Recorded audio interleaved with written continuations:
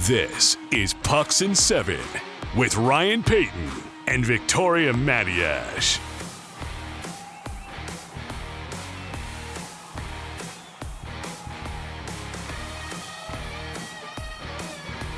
So just before we came on and started to do this, Vic said, we haven't done this in a long time, so I've had to adjust my lighting. I've had to kind of look around and see what I'm doing, the microphone. Same thing with me, Vic. We've been away from this for a little bit for whatever reason and reasons, but we're back. But yeah, it was a little bit odd this morning trying to figure out the where have you been? Technicalities of this.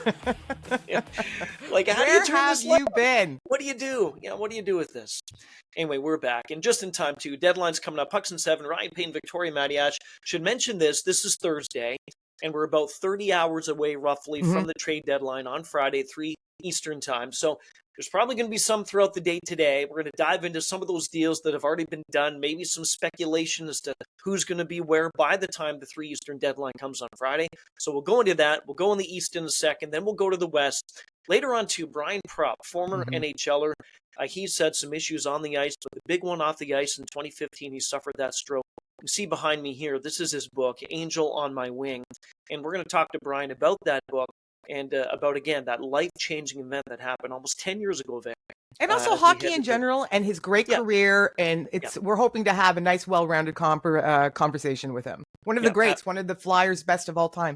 Absolutely. I remember watching him play. Me too. Like McCrimmon's, the Tim Kerr, the Bob Tim Kerr, yeah. So many great names that were on those Flyers teams. Anyway, we'll talk to Brian about that later on. And, of course, go into 77 seconds with Brian as well. Okay, let's dive right into this thing. And we're going to begin not with a trade, but with the injury to Jack Hughes. Two things. Number one, what did you think about the play? Again, it happened last Sunday.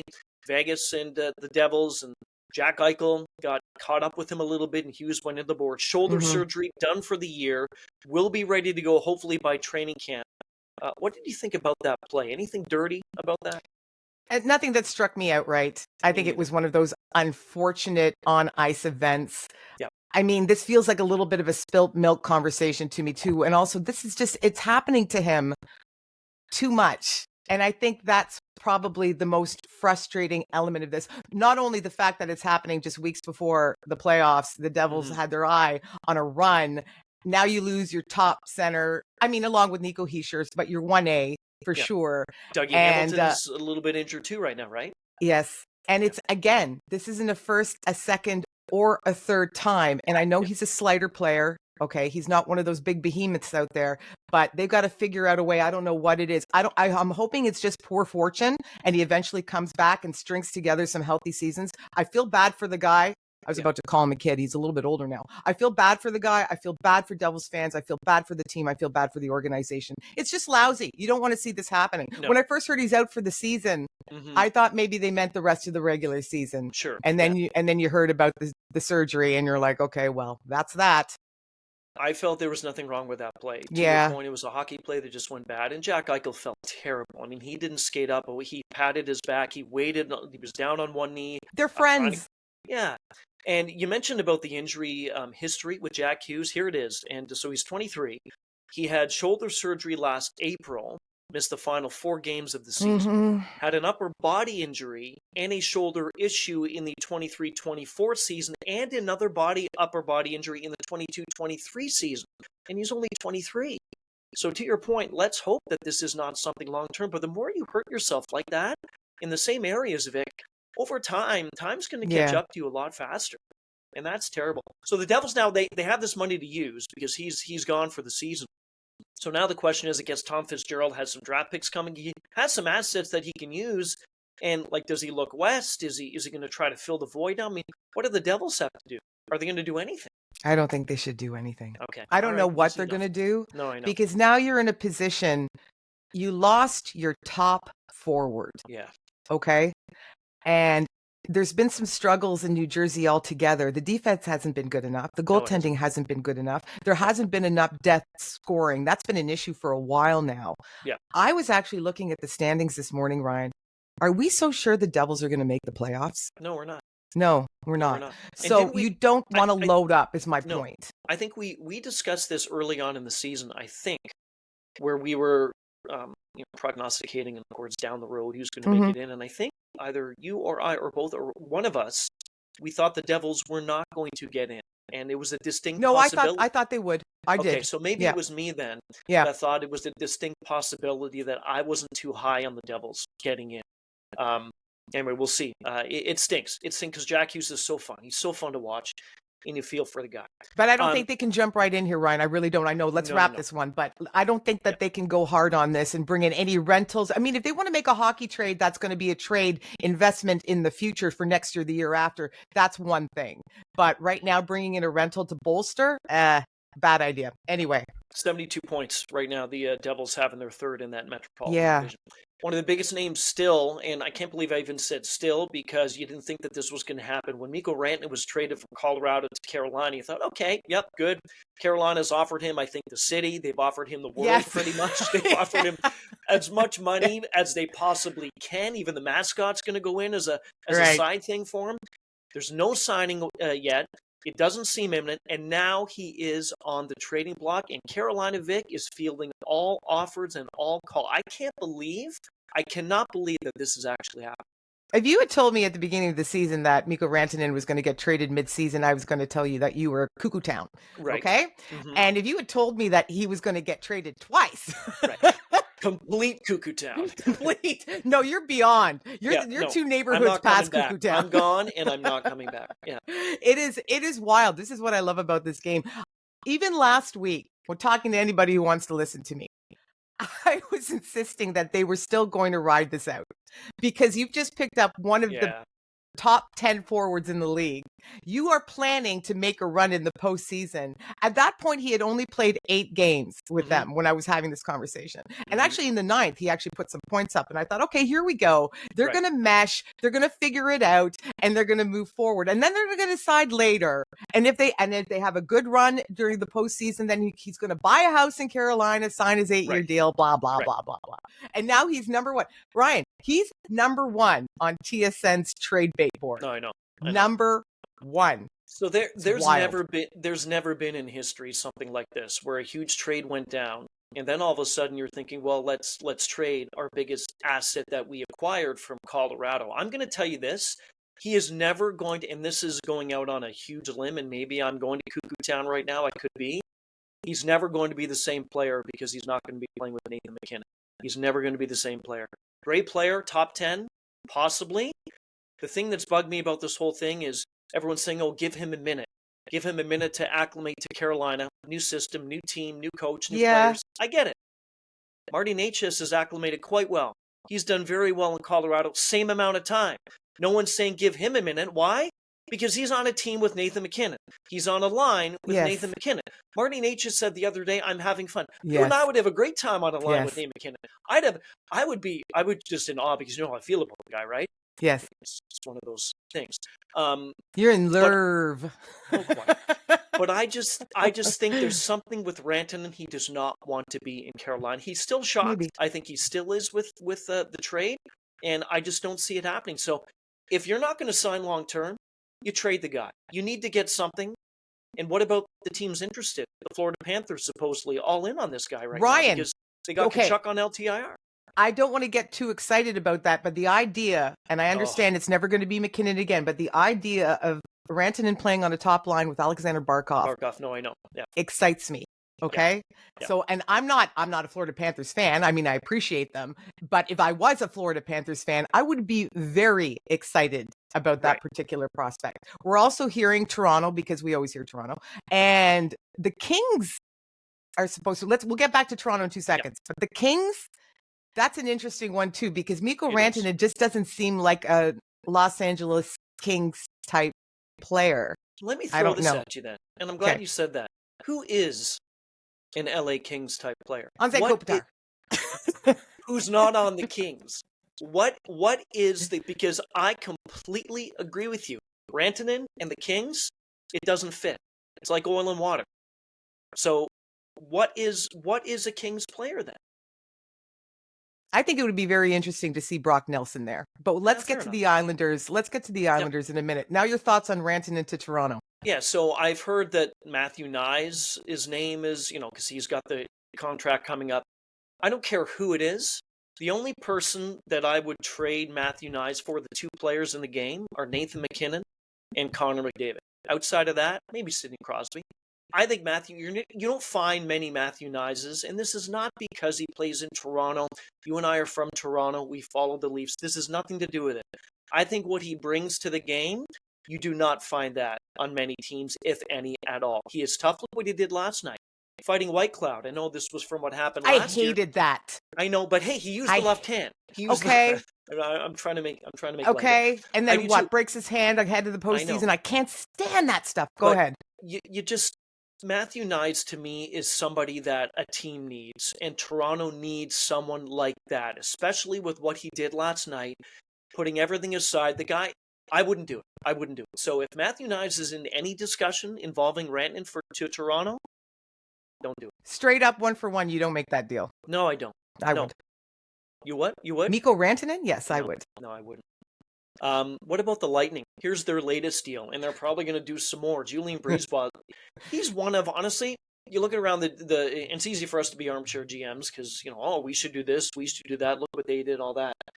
But Brisebois saying the other day, we're looking to win now, but we're also looking down the road. And he's always been able to find ways, and Stevie Y did it too when he was in Tampa. They're so clinical there. They're so clinically run, the Lightning. Unbelievable. And so he makes that deal. Oliver Bjorkstrand, Yanni Gourde, 5th-round pick in 26, going to Tampa. Seattle trading Michael Eyssimont, and then 3 picks, 1 in 25, 26, and 27. So Seattle getting that. But now you have Tampa loading up, and as if they need to load up right now, Vic. They're one of the hottest teams in the league. Can you imagine the conversation with Yanni Gourde when he gets called into the office in Seattle? How happy? How happy that guy was. Hey, Yanni, you're getting traded. Okay, where? Back to where you won, cups. Right. Thank you. I'm calling the Uber. Yeah, packing my bags. Right. And now Oliver Bjorkstrand is going to get the opportunity to play in the top 6 with Anthony Cirelli and probably Brandon Hagel. So he's going to be pretty chuffed as well. And poor Eyssimont. That's the other phone call. Now you're going and you're now nothing wrong. This is not against the Seattle Kraken, but they're a rebuilding team and the Lightning are a contender right now. So obviously some people are going to be happier with that trade than others. But Yanni Gourde was a key part of their victories, part of that third line checking line. Remember that one?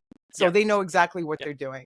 And he's going to be very, very, very happy returning out east, I imagine. And depth in third line, fourth line, those are what win you cups. You can absolutely have as many you want on the top 2, but it's third and fourth line guys that win you cups.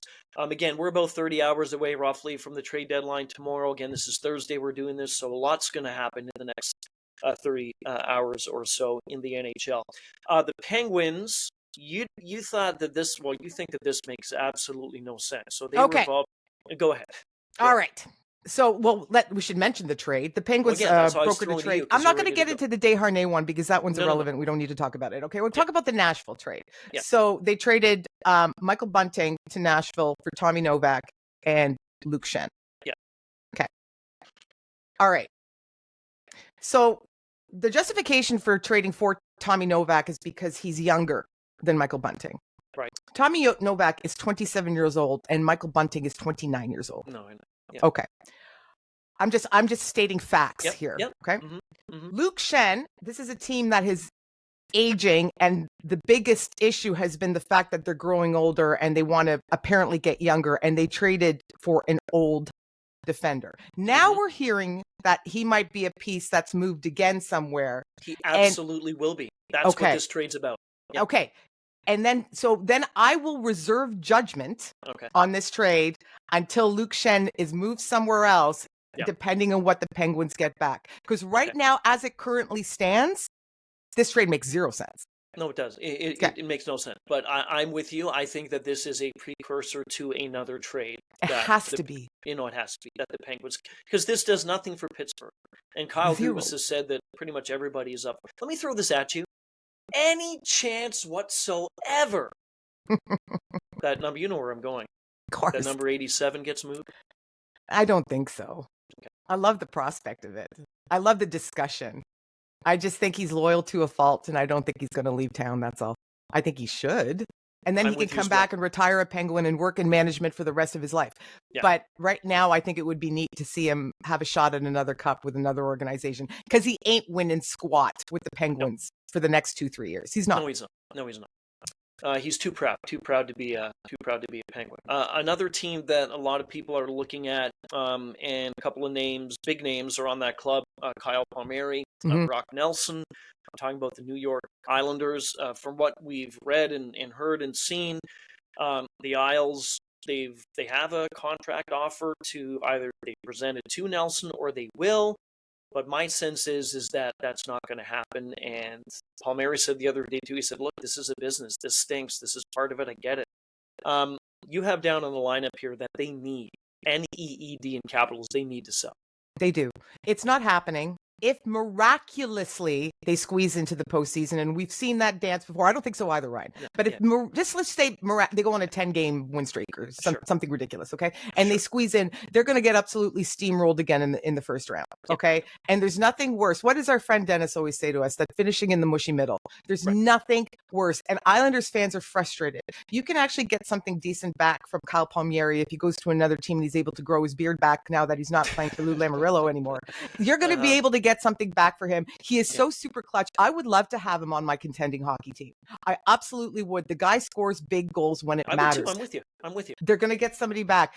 The Brock Nelson one is a little trickier for me because I know they do want to have him as a part of their future. But dude, right now, depending on what you get back, as the currently constructed, you do not have a playoff winning team. So why are you banging your head over and over and over again against the wall? Having said that, I do not move Noah Dobson, and I think you probably agree with that. No, I completely agree with you with that, but there are some pieces that I do. And you mentioned about the Isles. If miraculously they find a way to get in, it's not going to happen. You and I have talked about this a lot, and everyone knows it. It's one thing to be they are 4 points back of the final wild card spot, but they have 1, 2, 3, 4, 5 teams in front.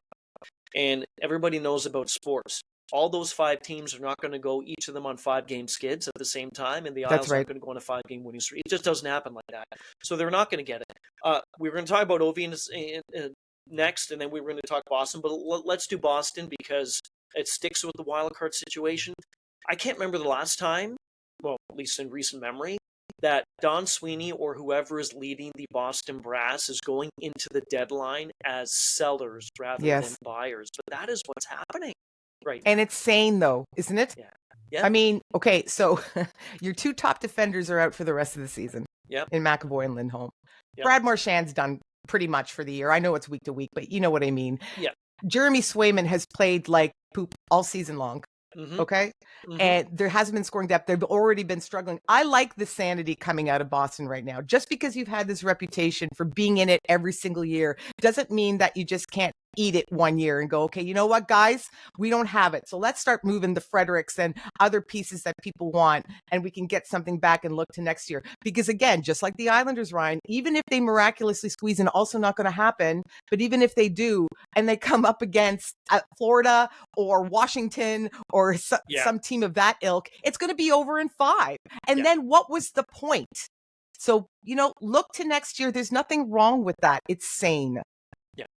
No, I agree with you. The 8th lowest scoring team in the NHL, the Boston Bruins, if you can believe that. The 8th lowest scoring. I wouldn't have put them there. But neither would I.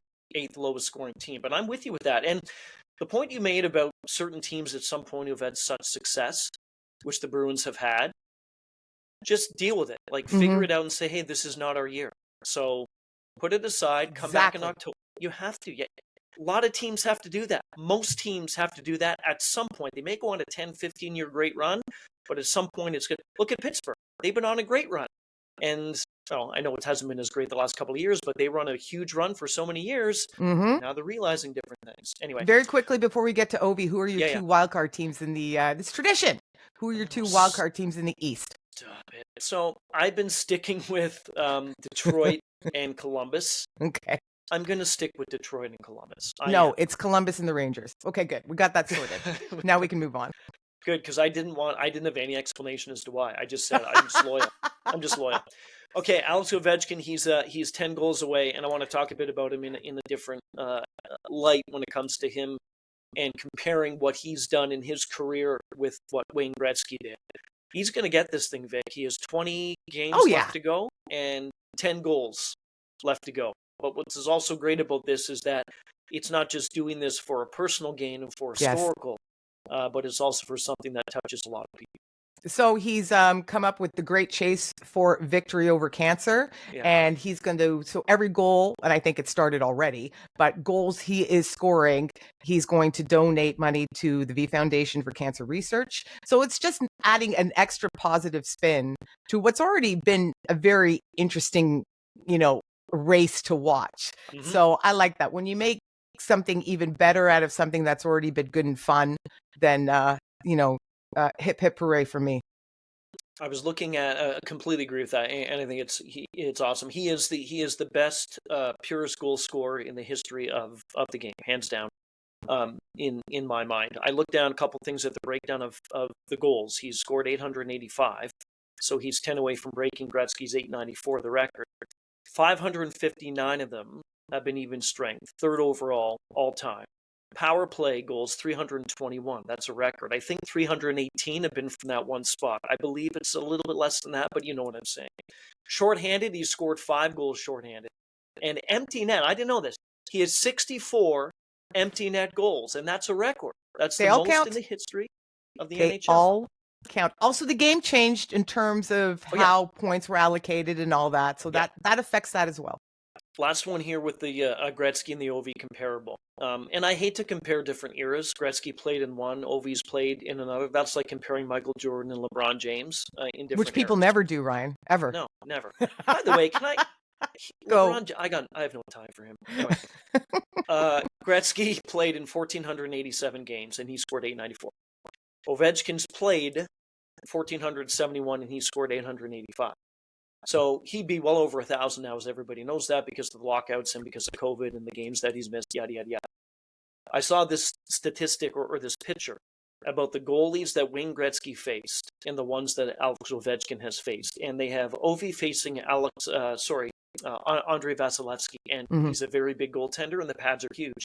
Then they have a goalie, I don't know who this is, but he's on Pittsburgh, and it shows how small he is, how small the pads were, and how much net there was. So basically they're saying that if Gretzky was in today's game, he wouldn't be able to do what he did back then in the game then.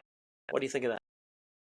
I think you're going to incite some riots with the sound. I'm not trying to. I am keeping my mouth shut. I just think it's of course. Yeah. Of course. But you know what? Maybe if Gretzky did play today, he had to be given that opportunity for him to prove us wrong, right, however, right? Yeah. But it is worth pointing out that the equipment was different. The goalies were different. The players were different. It was all different. So absolutely, for sure.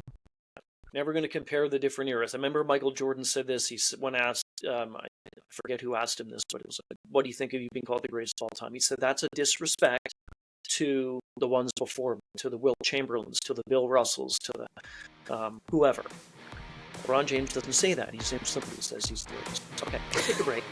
A team that's not playing very well, in fact, they're not the greatest right now, Edmonton. We'll talk about them. We'll go to Vancouver, what's going to happen with Vancouver. And later on, Brian Propp will join us. And again, we'll talk about his book, Angel on My Wing. Great stuff with Brian. And we'll dive into that. Pucks and 7. Ryan Paton, Victoria Matiash. We'll do that.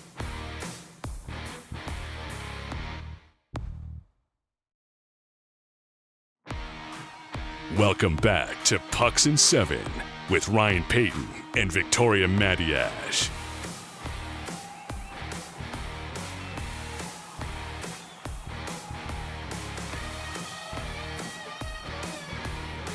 We went to the east. We'll go west in a second. Brian Propp, former NHLer, is going to join us. We'll talk about the book behind me, Angel on My Wing. It's a great read, not just about hockey stories, but also stories off the ice and a big health scare that he had. There it is again, right in front of your screen, Angel on My Wing. Back in 2015, he had a stroke. So we'll talk to Brian.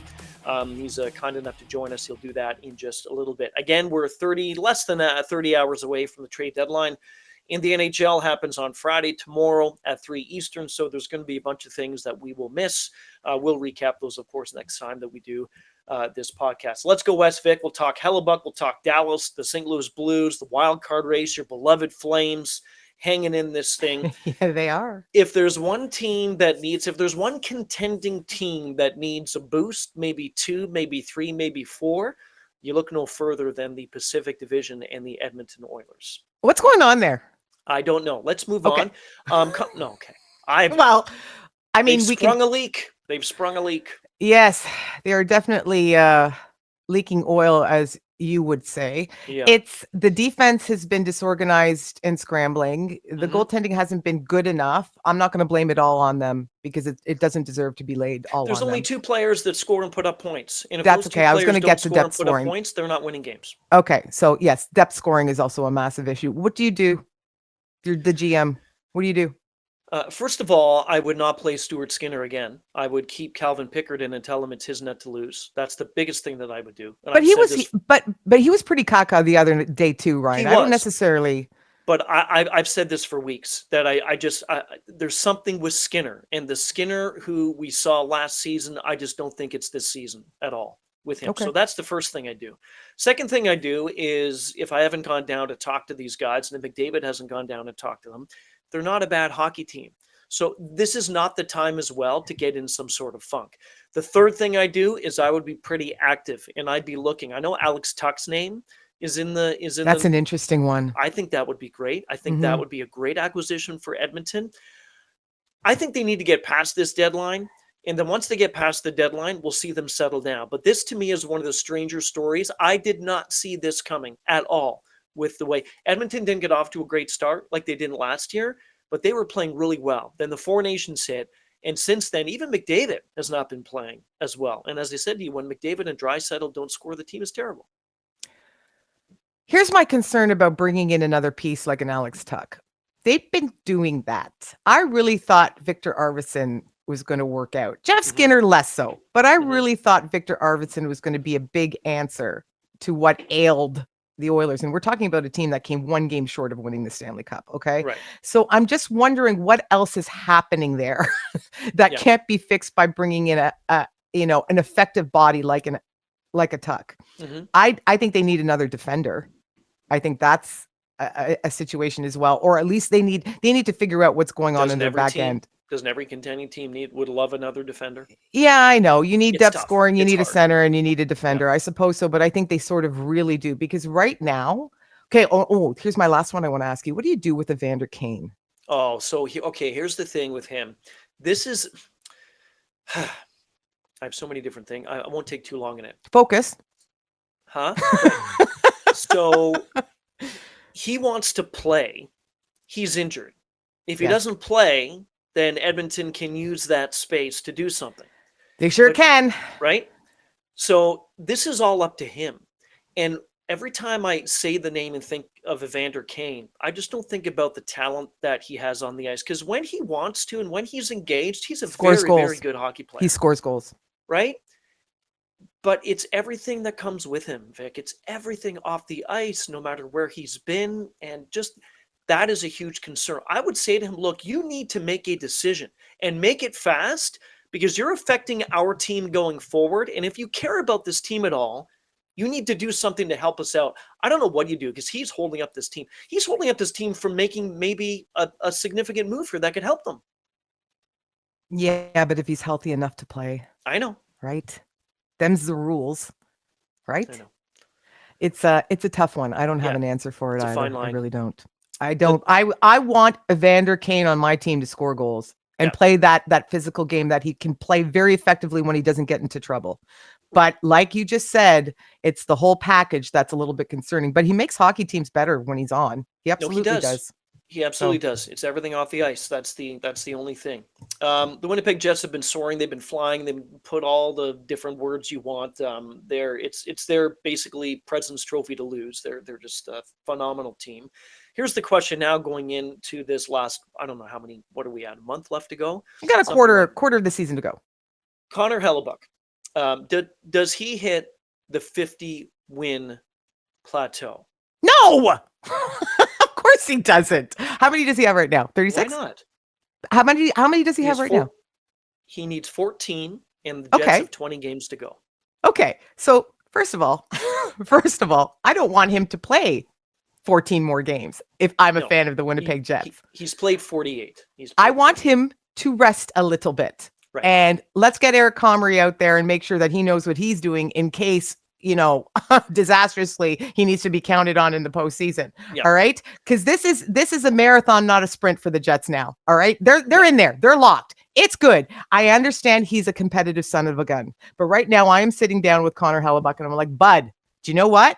You're going to start to take it easy. And you're going to play about 10 or 12 games left. So even if you win every single one of them, which he will not, and I know his winning percentage is phenomenal, but you're not going to win every single one of them. I don't want to see him play 14 games. Never mind his chances at winning every single one of them. He does not make 50. He makes 40 and he flirts with 45. Maybe he does not win 50. Here's what's astonishing. And the reason why I brought that up is the other day when he's been, and I'm with you. He does not need the 50. It's really not that big of a deal. He wants a Stanley Cup. He wants a cup. Right. The record is 48, and it's held by Marty Brodeur and Braden Holtby. And Marty Brodeur, when he had the 48 wins, he played 102 games that season, even though I'm kidding. He played 78. I didn't even notice. You didn't get it, right? He played. I'm like, all right, yes. How many? He played every night. Yes, he played 82, I remember. and then he replayed another 30 to get to the 48. You know how many games Braden Holtby it took him to get to 48? In 2015, 2016, I was astonished with this. 66. Wow. 48 wins in 66 games. Marty had 48 in 78 games. Right. It's astonishing. Anyway, I'm with you. Connor, no need. Just keep winning. Remember what happened last season, too, in that first round against Colorado? Rest.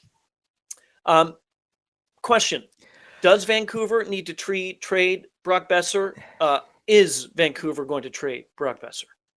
Counter question. Do the Vancouver Canucks make the playoffs? I'm not going to ask you to answer that right this second. You can in a second. I don't believe they do. And if they do, they're not going to last very long. I mean, I don't even want to get into the Pettersson situation anymore because he's been piled on so badly now. Let's just say it's a bad year and hopefully there's something around the corner. We know Demko's condition. The rest of the team isn't scoring. This team is winning nothing. Okay. So if you're in a situation where you're going to get stuff back to be better next year, because this isn't a Pittsburgh situation. The Canucks can be better again next year. Okay. Mm-hmm. And also Quinn Hughes is hurting again. Like this is like, it smells like Boston, but they're a better team. And Thatcher Demko is nowhere near healthy. Okay. So now you're going to put all of your eggs in Kevin Lankinen's basket. That's just a really big ass. So let's even if they do squeak in again, it's not going to be pretty. If you can get some good return for Brock Besser, you got to trade Brock Besser because right now he looks miserable there too. Everybody looks miserable, but he looks miserable. It's been a brutal season. I mean, fresh page. Yeah, it's the injuries, as you said, and it culminated. I think it's still bad, but it culminated in the rift between JT Miller and Elias Pettersson. Pettersson is miserable. He's not playing well at all. I mean, if you trade Brock Besser, and if you end up trading Elias Pettersson, you're not going anywhere for a few years. You're not. Out of those two, though, who I would trade Elias Pettersson. What's the common name in this whole thing in this season that could be the reason why one of the reasons why there's so many issues off the ice? It's Pettersson. He had an issue with JT Miller. Seems like he has an issue with a bunch of other people, and they have issues with him. I'm just throwing this out there. He is still somebody who scored 102 points 2 seasons ago. That's fine. That's fine. Listen, let me please carry on. He's at his best. He's an elite center in the league. Okay. His value could not be any lower than it is right now. Right. So if I'm the Vancouver Canucks, I'm at least waiting until the offseason. All right. And I have my fingers crossed that he pulls his head out of his bum because something's bugging the guy mentally. And I actually feel badly for him. I think he needs to go and see a sports psychologist and sit in that room 3 hours a day until being on that team. That's bothering him. I don't know. I think it's bigger than that because he wasn't exactly lighting it up at the Four Nations either, Ryan, and he was playing for Sweden. So there's something wrong right now. So I'm hoping if I'm the Canucks that he smartens up for the last quarter of the season. He actually played a decent game the other night and maybe onward and upward, start shooting the puck more on net. And then you increase your value a little bit and you're going to get a much better return if he's playing better than he is right now. That's the only thing. There's no rush here to me. That's all I'm saying. They're not making the playoffs. If they do, they're not going far. Okay. So there's no rush here. No. And for anybody who is saying, oh, he's making so much money and he's not, I don't care about that.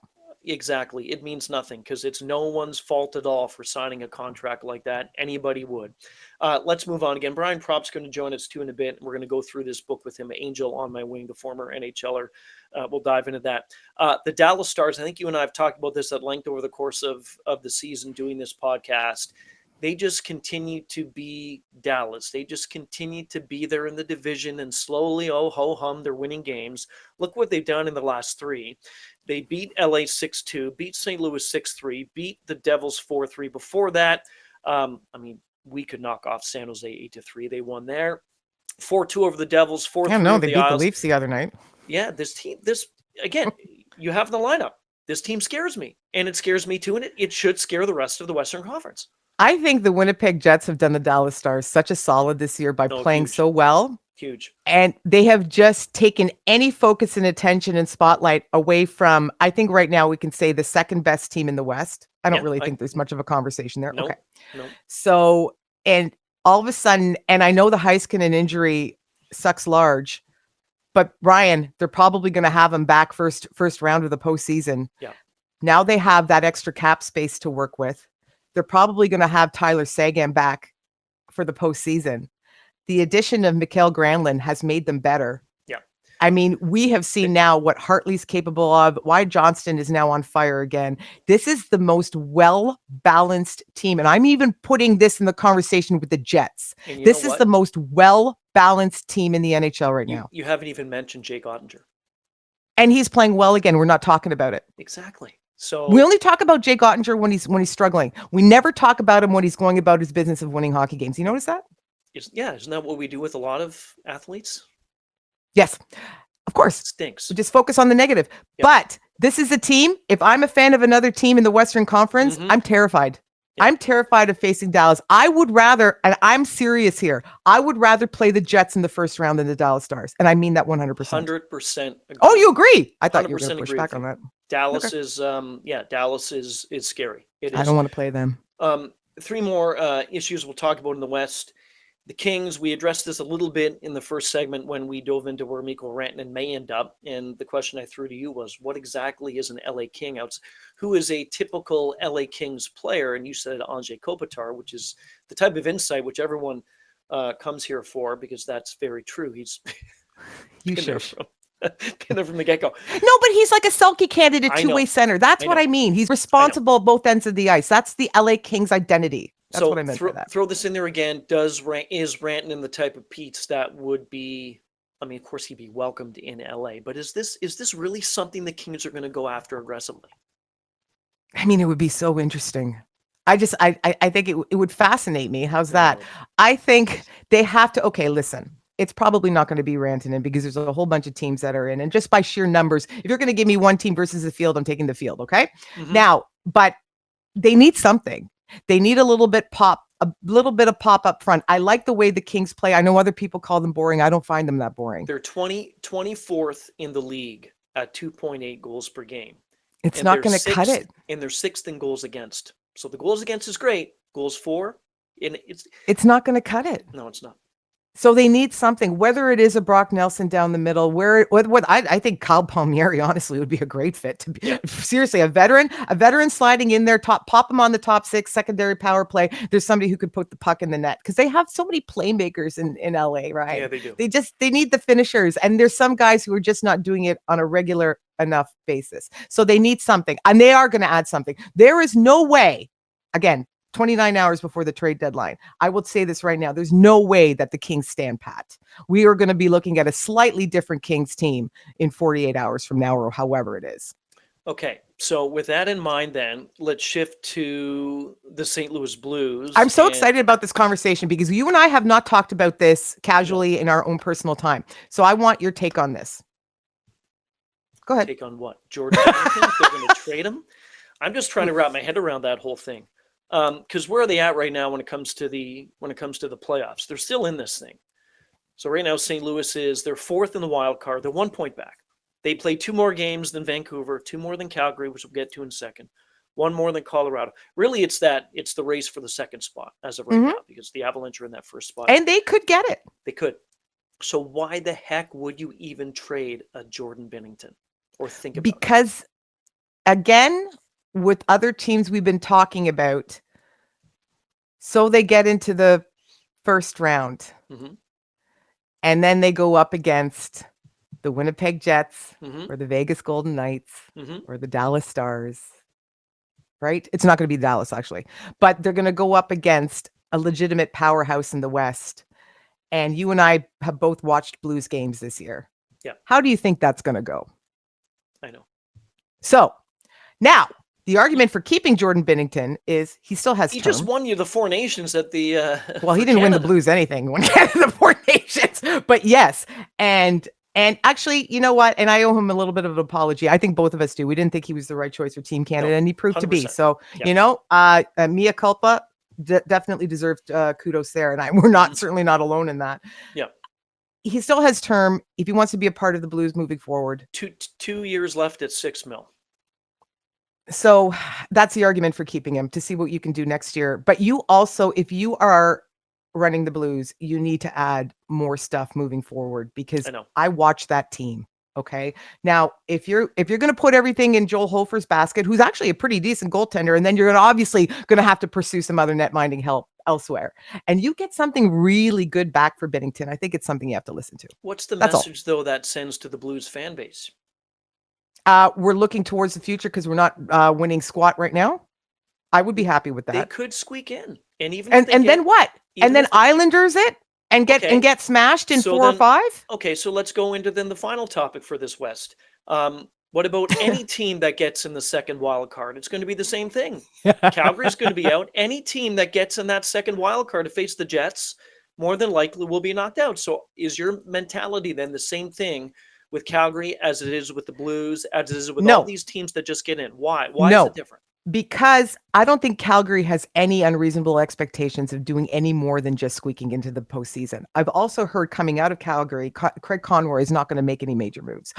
Not rental wise. If he makes a trade, it's going to be a trade for next year and the year after and the year after that. Okay. Because they certainly do need help at center. So if they do bring in a center, it's going to be a long-term commitment. Right. So I like the fact that they're playing with bonus money right now, and they know that. So a little bit of experience for a few of the younger players on that squad. Hey, get Dusty Wolf out there. Let him feel the playoff pressure for a few games, because even if they do get steamrolled, I don't think it's the worst thing in the world, because they weren't supposed to be there in the first place. The Blues were considered more of a contender and have won recently. They're not in the same position. That's why I think it's different. Okay. I see that. And also, speaking of the Blues, Braden Shen's name's being thrown around, right? Does he move? Do you think?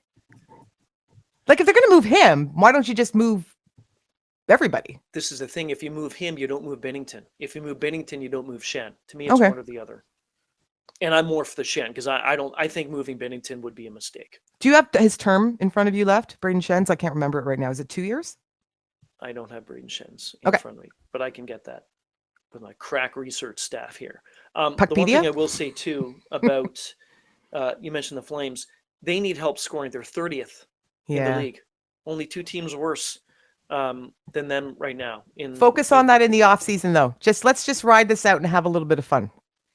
So Braden Shen has, what's he at here? He has 3 years left at 6.5. He'll be a UFA at 36. So there we go.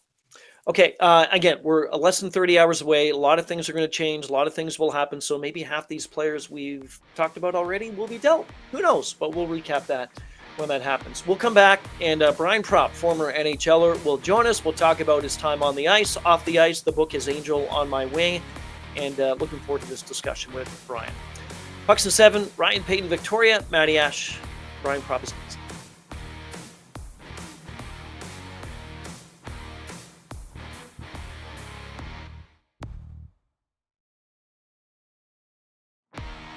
Welcome back to Pucks and 7 with Ryan Paton and Victoria Matiash.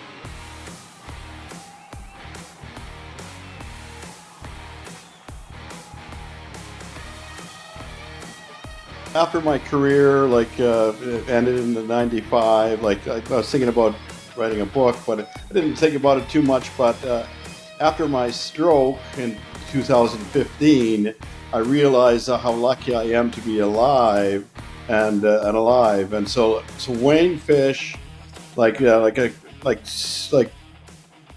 7 years before or after, he had the idea to do a book, but he helped Chris Terrian, Flyers, write a book too, and so it helped me just with his help.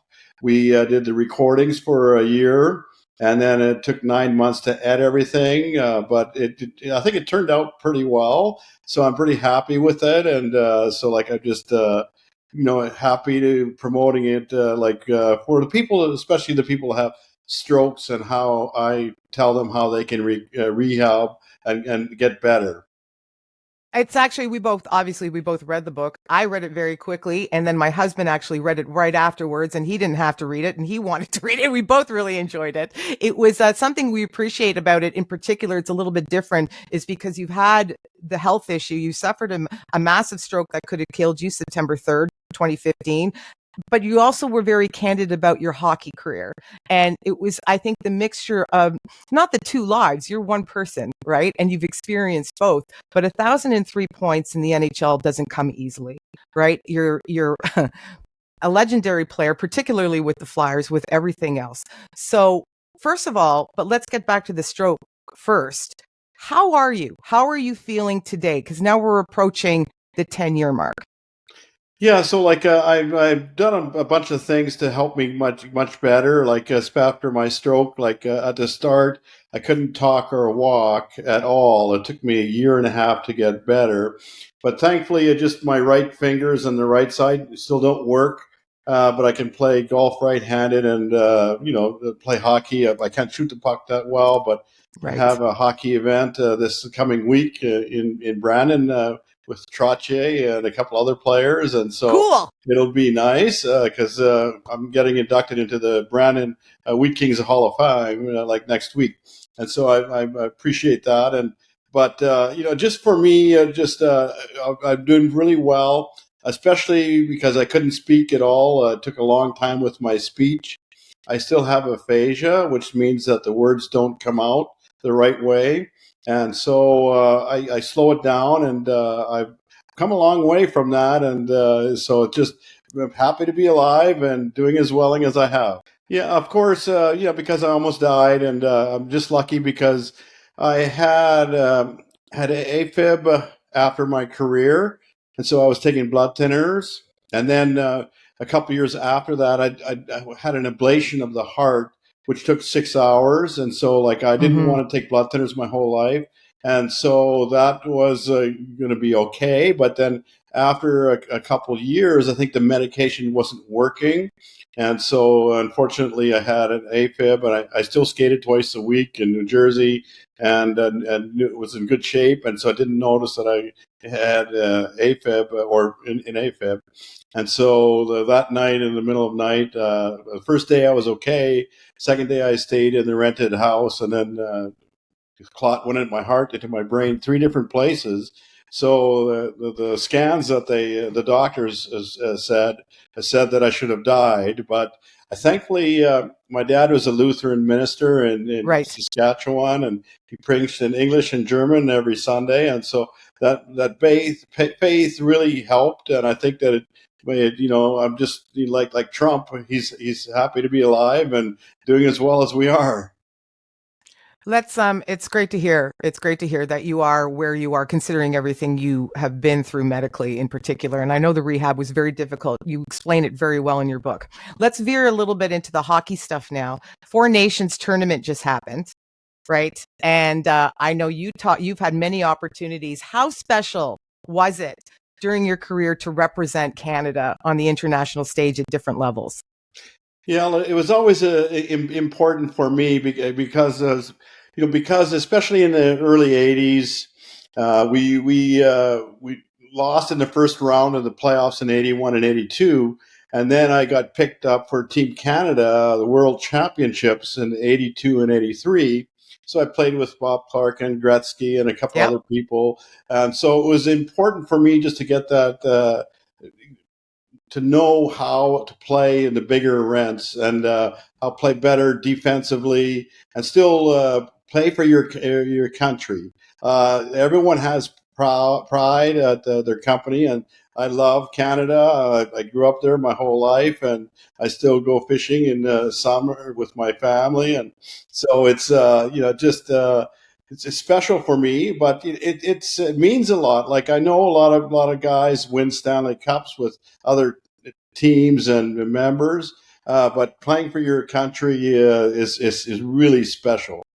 And I'm going to just point out, because you didn't mention it, that you were on the ice for Gretzky Mario at the Canada Cup. That's right? Well, it was the second overtime of the second game. That's right. So Yeah. like I was Gretzky and Lemieux on I might have passed it to Lemieux, but it didn't matter because we forced a game 3, which was if we didn't, we'd be a big flop.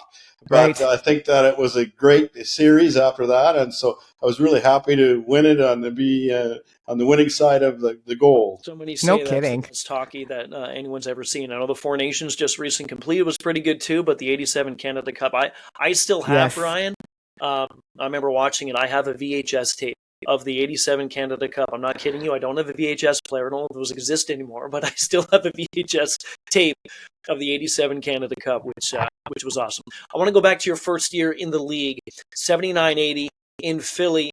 You guys were on a run which was magical. You just could not lose. There's many things that happen to rookies in their careers in the NHL, but that season for you, not just on a personal note, you put up a lot of points too, but that must have been pretty special with what the team was doing and how well they started, especially.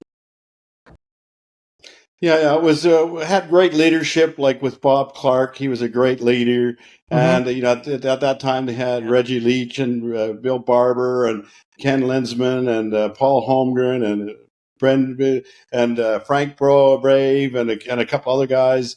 But Pete Peters was a rookie too, and so we were both rookies together in 79-80, and so Pete played really well at the start, and that's why we had the 35 undefeated streak.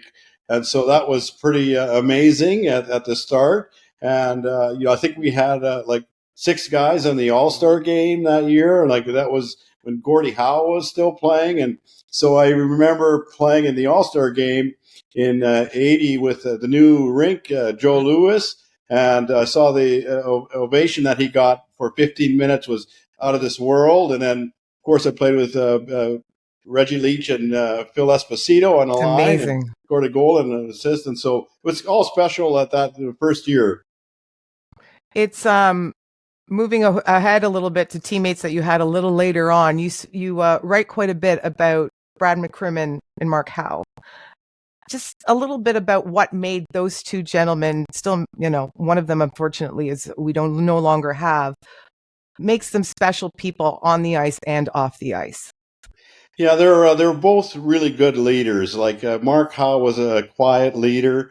Brad McCrimmon was more talkative. He talked to everybody, and I learned from him because we played in junior together. I was played for Melville, and he was in PA, and then we played 3 years in Brandon together, and so I learned a lot from him.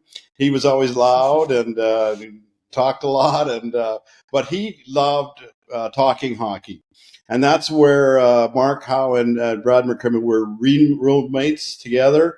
And so they talked hockey all the time. And I was with them. We had a lot of fun. And, at that time we didn't have phones and videos. And so we hang up with the people. We drank beer together. We had fun times and talked about hockey. And so it was a special time. But both of those guys were great leaders. And thankfully, I was really quiet at my first couple of years, but I learned from them, and with Dave Poulin, especially as being a good captain that he had. Mm-hmm. And so I learned from them, and, it just really made a difference. And after Bob Clark retired, like Dave Poulin was the main guy, and Mark Howe, of course, was there too. But, having the great leaderships and playing with the teams in the 80s like we had with Tim Kerr, it was special because we were in the playoffs every year and had a chance to win a Stanley Cup. One of the tragedies that you went through in the NHL did was the loss of Pelle Lindbergh. And I remember when he came into the league, and I was fascinated by him. Maybe it was the white mask that he had, which kind of drew me. And I played goalie when I was young as well.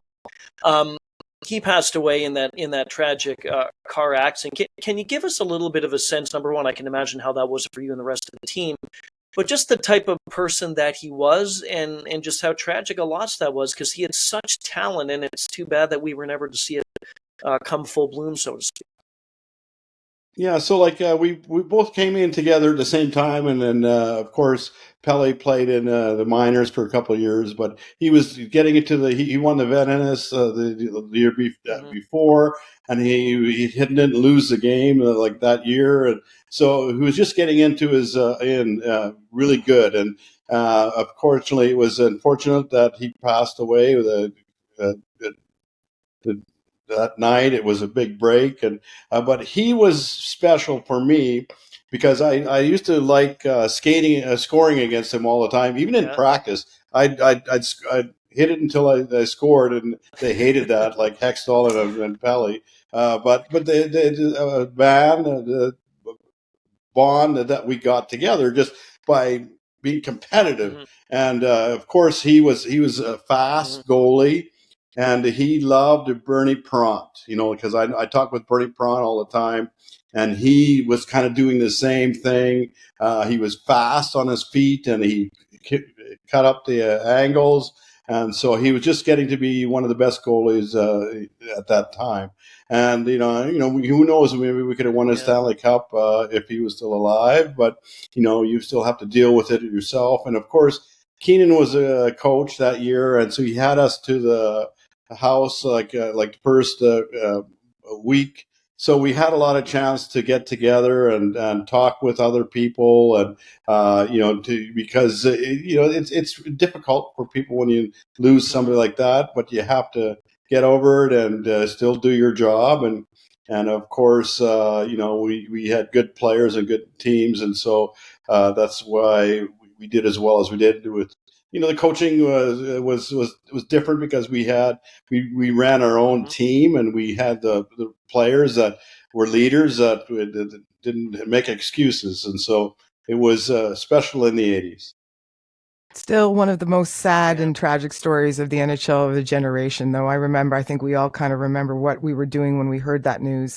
You just mentioned Bernie Parent and Ron Hextall, and probably one of Hextall's most famous scenes, we'll call it, is when he, during 89, came to your defense a couple games later after you were almost killed, as you put it, and accurately, I think we would all agree, by Chris Chelios.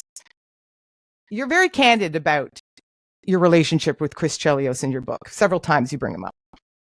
This is my question, is there enough racetrack left in life for him to still make amends and apologize, do you believe, or is it just done?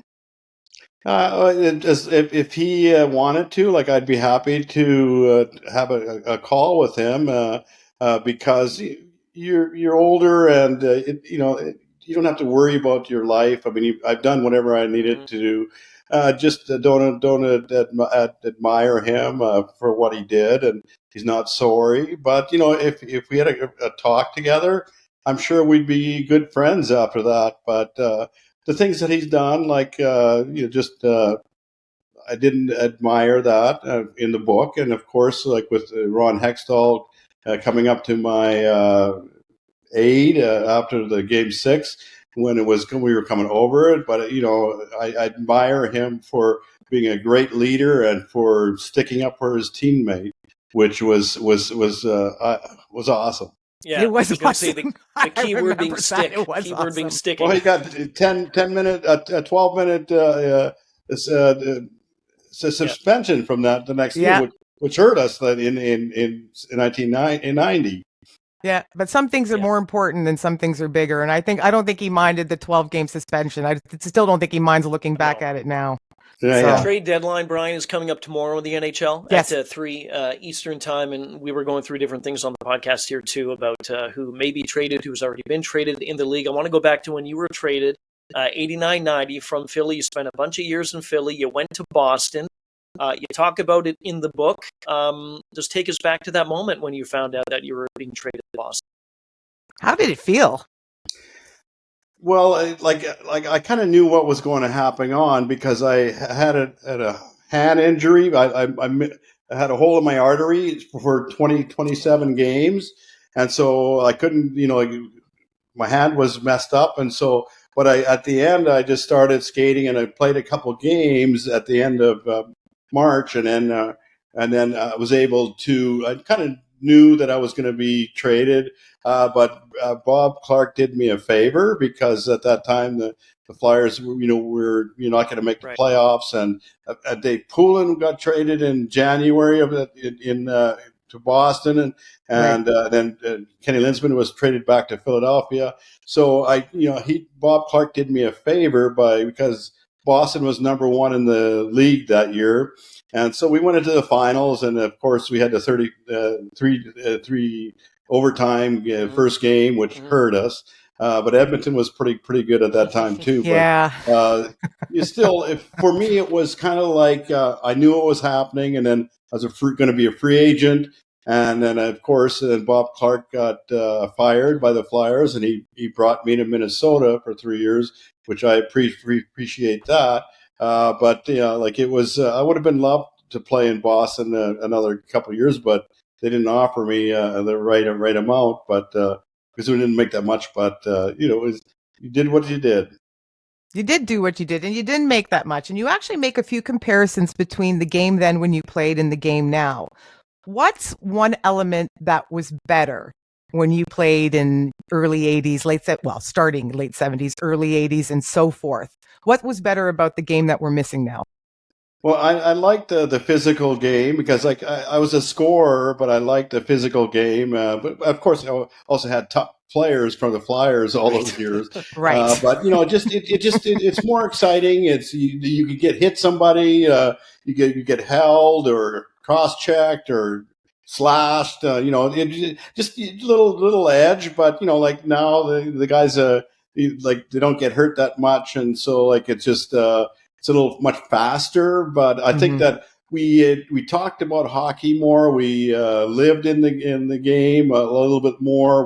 We hung out a lot together, and we partied together, and we had good times. And but in the 80s, it was I like that it was tougher, and I know a lot of All-Star games that when I first started, everyone really tried. It was 4-2 or 4-3 or where the scores because everyone cared, and so but it's changed a little bit more for that. It's more for a show, but I enjoyed the 80s and 90s when I loved it. Here's my thing about the All-Star game, especially after seeing this Four Nations. Remember when it was Team North America against Team World?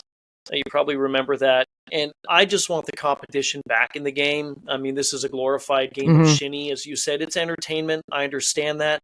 But when you play for something like that, you've been in these all-star games. I want to see more of an effort. I know players don't want to get hurt. That's fine.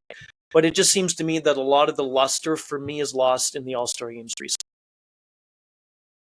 Well, you got to remember, there's 32 teams now, so in the 80s, with less teams, and that's why we had 6 guys in the All-Star game from the 35 undefeated streak, and a couple of the Islanders and the Oilers, and so everyone has to pick one player, so that fills out the whole team. So you can't find the right people or but it is. It's just it means a lot for the guys that would get picked. But again, it's they want to be hurt and things like that. But I love the way they did it. The last month ago, 4 teams. But of course, everybody you would want to go against the Czechs and the Russians too. But it just made a big difference. It did make a big difference. Coming back, I'm circling back to the last question I asked you when what was better back then. What's better about the game now? Anything? Well, it's much faster and it's still entertaining, especially when they get into the playoffs. I mean, the playoffs mean a lot. So I just tell people, hey, listen, as long as they get into the playoffs, you have a chance, because you never know what's going to happen. And of course, it's close now. Like the division that the Flyers are in is really tight, and it'll come right down to the last week or so before you get on a winning streak. That it makes a big difference. But it's hockey the way it is like you have to deal with it. I think that in the old days we'd play three lines, and the fourth line would just kind of be thrown in every once in a while. Yes. But I think that they want to balance the scoring or the times. But I'd rather just see three lines and a fourth line every once in a while, because the more ice time you get, the better you play. And these guys are in such good shape that it doesn't matter. They work out all the time, and they can go forever. And so, I just see I'd rather see the top players play a little more. Do one more before we get into the 77 seconds with you, Brian. Again, you can take 777 seconds. It doesn't matter. You can do whatever you want with that. We're going to have some fun with you. But I want to go back to what you just said about Philly and the division. And you've been outspoken about how coaches treat young players. And a lot of times this season in Philly, we've seen John Tortorella and how he's handled or mishandled Matvei Michkov. Where do you stand on a talent like a Michkov is, very young, and John Tortorella being quite stern on how he approaches him, and he'll healthy scratch him? Is that good for somebody like a Michkov? Because there's a lot of people that think that could be a negative. I think it's good for the coach has to run the team and to do with the right thing. Plus, the Flyers have young players, so they have to learn to listen to the coaches. And even it's tough because as a Russian, he can't speak English that much, and so it's a little tougher for the coach just to kind of see what's going on. And it's a long season for the Russians that the first year playing. But he has a talent that is really good, and so you have to deal with it and then try to put it the right way. And I think maybe scratching a couple players because they have extra players, and so sometimes it helps different people. You have to listen to the coach. That's what the 80s and 90s and we did, and then it usually makes a big difference with the team. I'm gonna make a fibber out of Ryan because I want to ask you one more before we get to 77 seconds. You actually devote a whole chapter in your book to your favorite moments on the ice with different teams, NHL, junior, international. This is such an unfair question. If you had to pick one, your favorite on ice moment from anywhere, what would it be? Well, of course, it would be the '87 Canada Cup win, of course, because like the first 3 years I was in the finals, and then we lost against Edmonton, and of course Canada Cup, winning the gold. Like I said, if it was a 3-game series and we won it, if not, we were out in 2. So I'll remember that because I was on the winning side of the championship. And then, of course, the Spangler Cup that I played in Davos, too, was special for me, too, in Canada. You've had some great success on the ice, and the best thing is you've had great success off of it, certainly coming back from where you were back in 2015. So we're going to get into 77 seconds now with you, and this, again, is just we're having fun. Take as much time as you need. Some hockey questions, some non-hockey questions to end this segment. You have played under some great coaches in your career. Characterize Mike Keenan, if you can, in one word. Play to win. Every game. Every game. We had Mike on not too long ago. We had a great discussion we did. With him. Yeah. That was a great discussion. What's special about Flyers fans? They're passionate, and they love the city. They do. They absolutely do. Your most hated arena to visit when you were playing? Buffalo. That was quick. It was always cold and a small rink, and I hated going there. What about, bonus one, what about fans? Like, which fans did you hate playing in front of the most somewhere else? The Rangers, because they were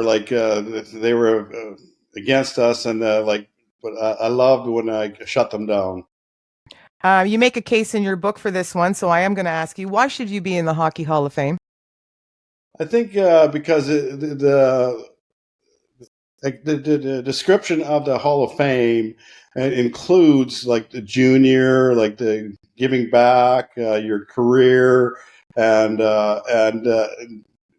playing with the right people, and just for me, I'm just waiting to see if they'll think about it again. But I did a radio video a couple of years ago with a couple of guys like Bernie Propp and Dave Mark Howe and a couple other guys, and so just it's the last thing that I have. If I do, that'd be great. If not, I don't worry about it because I'm happy with my life. I have other things going on in my life that are more important. I would also mention the 1,003 points in the regular season in the NHL.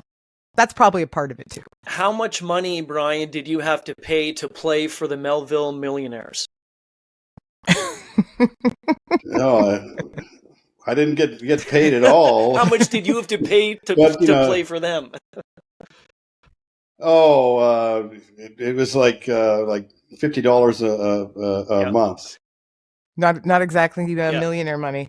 I tell people I was a millionaire once. Yeah, that's right. That's good. You do get to say that. Okay, so what's your favorite cigar on the market right now? It's my cigars are the Gaffa cigars. They're from the Dominican Republic. They're awesome. Like I have a mild, a medium, Maduro, and limited edition, but they're really, really good. They're like the Cuban cigars. Now tell us where we can buy them. They can just go to gaffacigars.com on my website. Everything's online, and then they can call me after that. Were Cooperalls comfortable or uncomfortable to wear? Oh, I love them. They were lighter, and I love them. There was only 2 teams that had them, but I love them. I hated when they gave them back. Okay, very last one. The Gaffa. Where does the Gaffa come from? So I got the Gaffa means a hearty laughter in English dictionary, and so I got it from Howie Mandel, the comedian. So he did his shows in Atlantic City. And I went to a couple of his shows in the 80s, and then I decided I want to copy him by doing a guffaw every time I scored a goal. And so he heard about it, and he called him in the playoffs, and he didn't mind that I trademarked it, and because he had other things going on. So I've talked with him a few times in Atlantic City because all the things that he's been doing. Like a year ago, I met him, and so that was just a fun time. That's an awesome story. I love the cross-sectionality of that with an entertainer and you, and now you are Brian Gaffa Propp, obviously. Yeah. Brian, this has been great. We're out of time. We do appreciate this. And the best thing about this is that we appreciate you still being here. And I know a lot of people do as well. Yes. So thank you for the time today. And great book. Congrats on it. Where can people find the book as well in case they don't have it? So in Canada, it's Indigo, I think. And then in the U.S., it's Amazon. Or if they want, the publisher can get it there at Triumph Books in Chicago. That sounds great. Thank you very much for joining us. It was a wonderful discussion. Thank you. Thank you. This has been Pucks in 7, available on the SiriusXM app and wherever you get your podcasts.